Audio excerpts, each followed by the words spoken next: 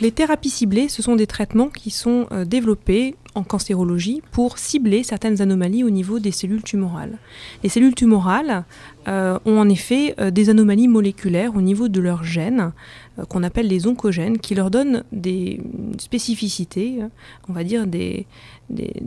capacités supérieures à celles des cellules normales. Et ces anomalies-là vont pouvoir être ciblées par des médicaments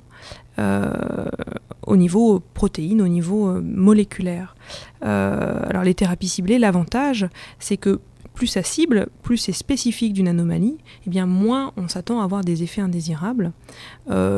Cependant, la limite de ces thérapies ciblées, c'est qu'il faut que la cible existe dans la cellule,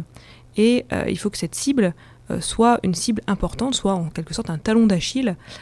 pour la cellule tumorale, et que si on cible cette anomalie, eh bien, on arrive à une efficacité au niveau de l'inhibition de la prolifération des cellules, et donc une efficacité thérapeutique pour le patient. Donc je coordonne la plateforme de génétique moléculaire des cancers et des hémopathies en Aquitaine, et notre rôle est d'analyser au niveau des prélèvements de tumeurs, de tissus ou de cellules, les mutations, c'est-à-dire les anomalies du génome qui sont acquises et spécifiques des cellules tumorales. Alors cette analyse se fait généralement en aval d'une analyse au microscope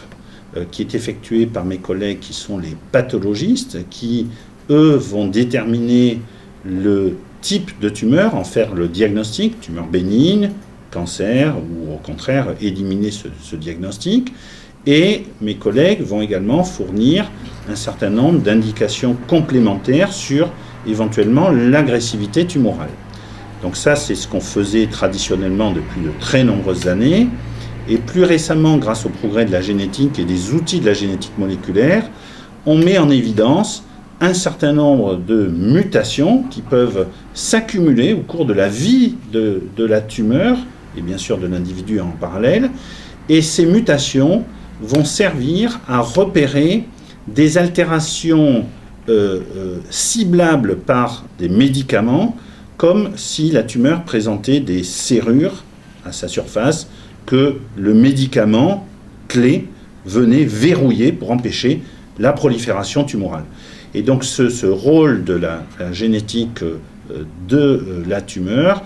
est de plus en plus important pour démembrer un type tumoral particulier, parce que en fait les tumeurs ne se ressemblent pas les unes aux autres pour un groupe de tumeurs. Il y a plusieurs types de cancers pulmonaires, plusieurs types de mélanomes, plusieurs types de lymphomes, et grâce à ces anomalies moléculaires identifiées par la génétique, nos collègues cliniciens peuvent ensuite donner le médicament approprié selon la présence ou l'absence de ces mutations.